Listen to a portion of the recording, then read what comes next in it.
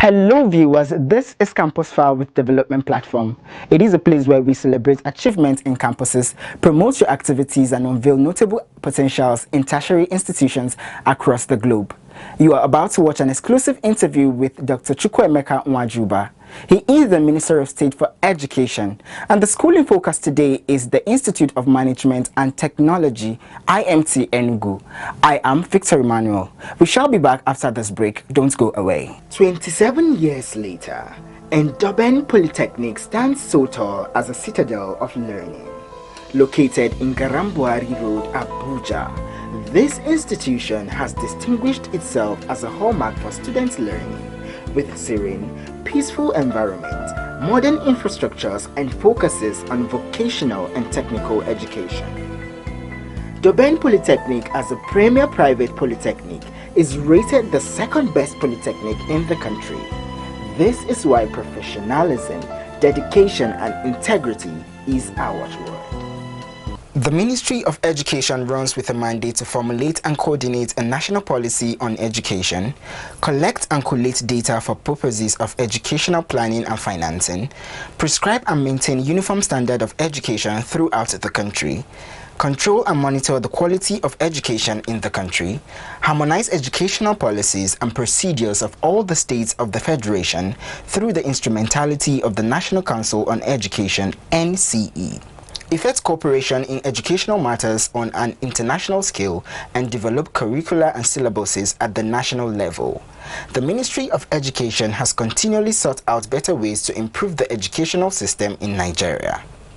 This ministry's vision is to become an economic model delivering sound education for public good. Dr. Chukwuemeka Nwajuba is the Minister of State for Education. The Ministry of Education has a mandate to supervise the federal government's effort to harmonize and standardize learning access outcomes and how we produce the manpower that Nigeria needs to drive this economy. The journey so far since the coming into office of the Honorable Minister of State for Education, Dr. Chukwuemeka Nwajuba, in August 2019, has been one that has witnessed development on many grounds. From ensuring there's a decline in the number of out-of-school children to the quality of teachers employed in the various levels of education, amongst other giant strides. There are key issues, principal of which is to figure out a way to ensure that there's a decline in the number of children who are out of school. For us, the ministerial training plan had focused and zeroed in on the key issues of access to education. With nearly 135,000 primary schools around the country, mostly belonging to private persons, faith-based institutions, and in many cases, state governments.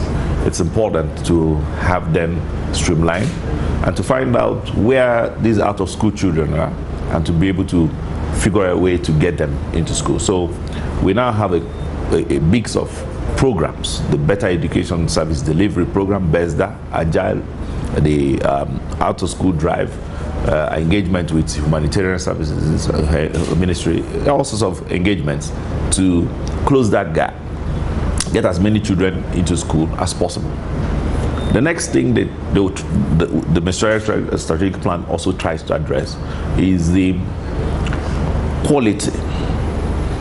Because having achieved, if you achieve access, both for those we are seeking to bring in and those who already are in, it is the focus of the ministry to ensure that when you get to school, you actually get to learn.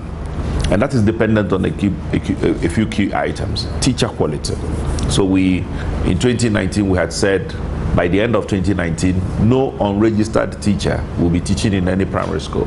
So the Teacher Registration Council then developed a module to then begin reworking the examination practices and how to register teachers who are in the system and get them to be registered teachers. Tertiary Education Fund, TED Fund, hasn't been accessible to privately owned institutions due to the provisions of the law.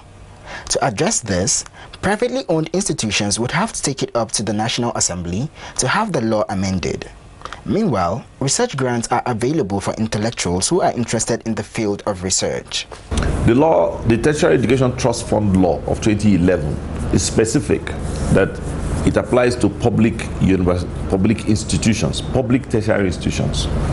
And it will be unwise for me, who my background, first degree, second degree, third degree, all of them are in law, to then begin to advocate for somebody to do something that is illegal. It will not be whether if you have 10, if it's a good argument for private universities to enjoy or not, that's not an issue for me to discuss, because it will be illegal. It has nothing to do with whether I like it or I don't like it. The rule of law speaks to the fact that we're a nation governed by laws. So if private institutions are interested in doing this, they don't have anything to do with the ministry. They can appeal to the National Assembly, where laws are made, to amend the provision to include private. At that point, you can make the argument for or against it. To make that argument in the ministry, we are executive. We execute. We only execute what already has been. So my job is to execute the law as it is, not how I think it ought to be or should be.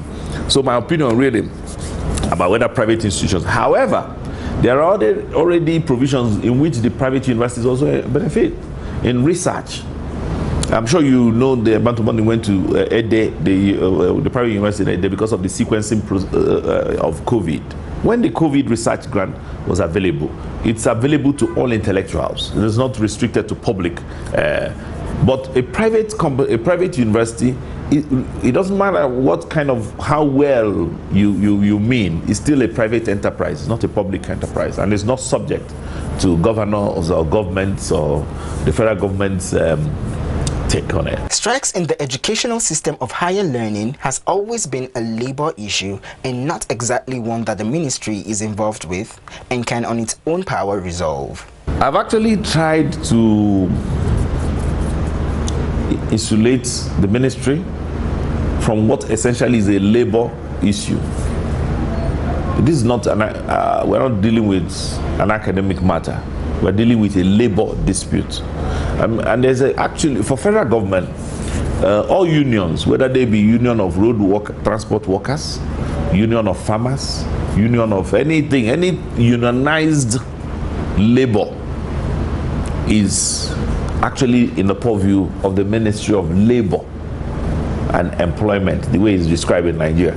In most places, or before the end of before the colonial masters had it, we had it as Ministry of Labor and Productivity. Because to be talking about labor without productivity is, I think, at the base of what this distortion in the Nigerian sociological reasoning is. People don't equate their labor with productivity, because people don't associate the need for them to be productive for the consequence of labor. People see labor as an entitlement to be employed somewhere so that somebody can give you some. It is not a welfare scheme. So I've tried to show that we're not dealing with education issues. We're not dealing with issues of education. We're not dealing with lecturer qualifications. We're not dealing with students attending school. That's not what we're dealing with here. We're dealing with labor issues. They are union matters. Federal government owns less than a third of the universities in Nigeria, just about 45. There are nearly 200 of them. So because of these 45 universities we own, we now how does federal university, how does the Federal Ministry of Education, who is the regulator of these 45, or the visitor, or the representative of the visitor to these 45, become the person to determine what happens in every other university? So you see, there is a weak position to be in the Ministry of Education. It's a very, very weak position, because you're dealing with an essentially labor matter. It is about unions. Because why would state universities who don't get paid by the federal government, why do they also want to go on strike? It makes no. They are the bulk of the members. And so why would they keep going on strike themselves? A major challenge this ministry faces is that concerning the human component of the Nigerian society and how to address personalities' mindsets. The major challenge for the Ministry of Education is the socialization out there. How are our people socialized? The value for education. Why do people want to cheat? Why do people not want to learn? Why? Those are our major challenges. The challenge of the Ministry of Education, because people keep talking about funding. Every time you get additional funding or you have the current funding, the issue will be how do you manage it? When I came in here, I did speak about using what we have and many people didn't even know that the Ministry of Education has the capability to produce chalks. So for many years, this is unknown. I visited one of our foremost federal science and technical colleges in Kuta Chiroro. They've never seen, that was probably the only time they've ever seen a minister before. And they were shocked. But they actually have a chalk producing plant.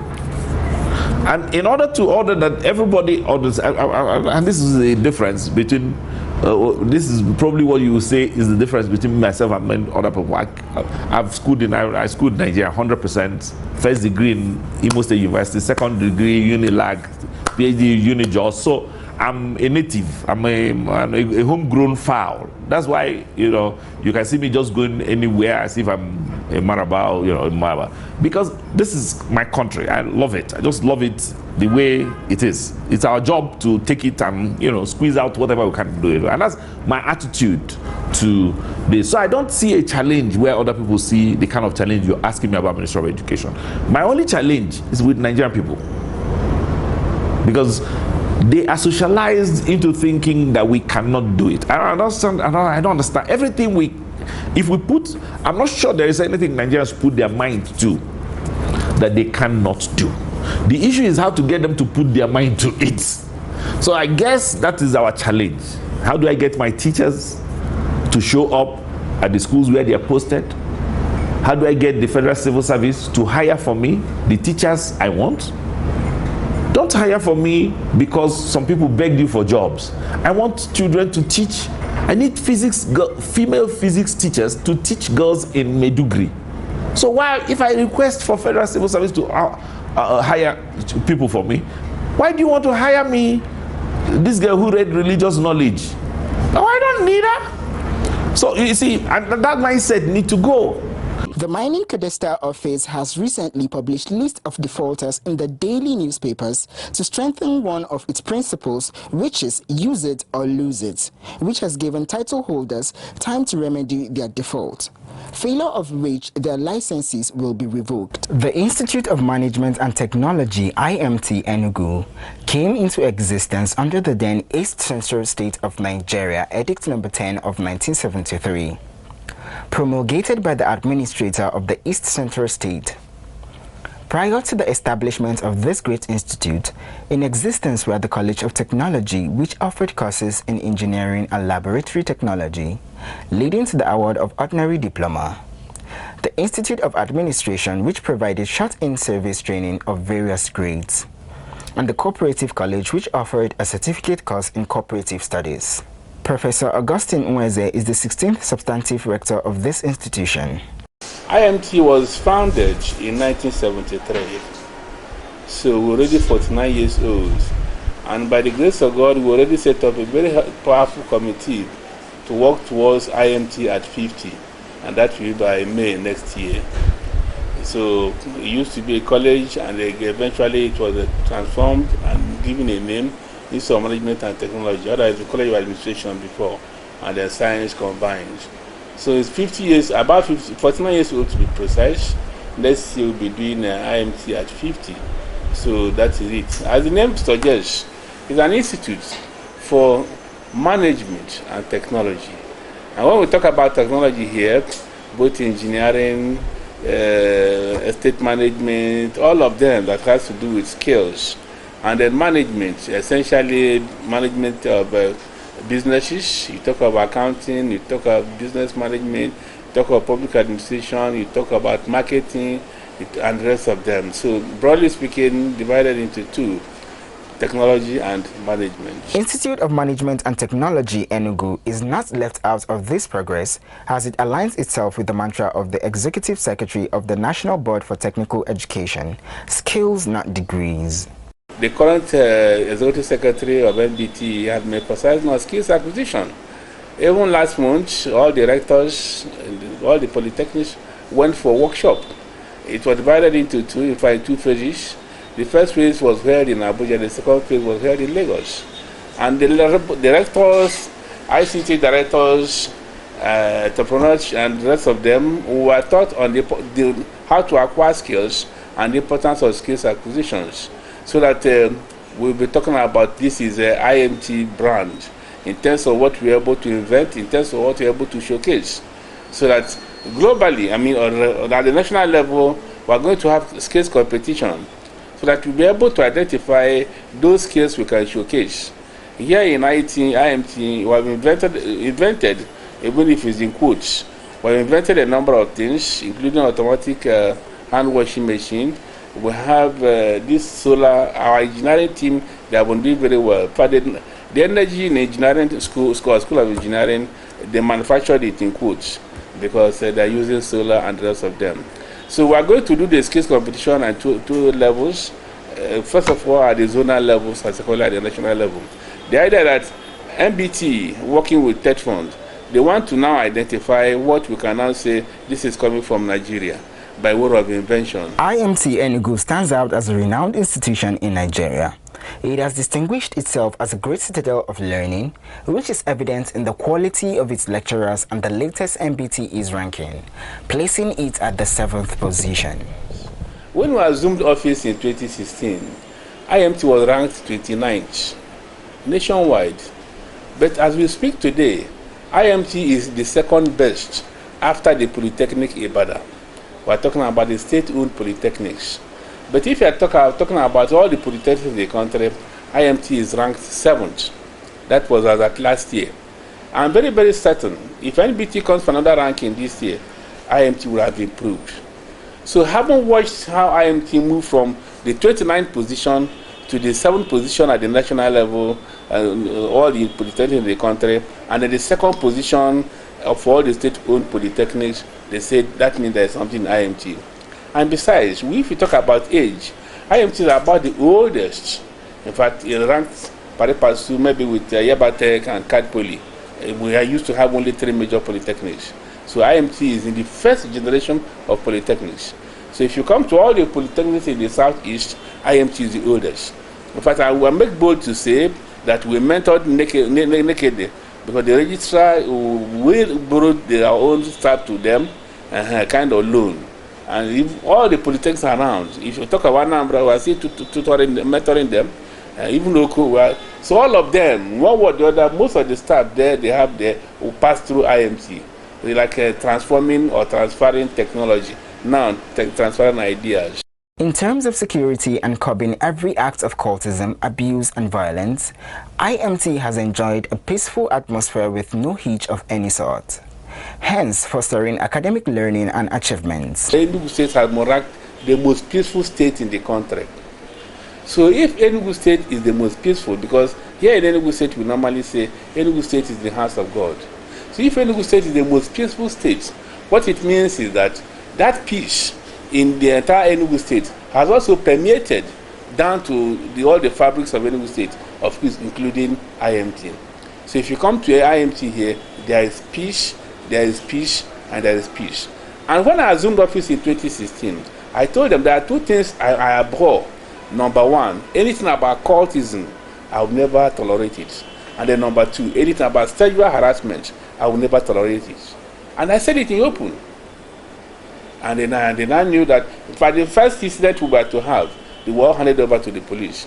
Then eventually we got to know that they were actually students who are having palm wine tapas people.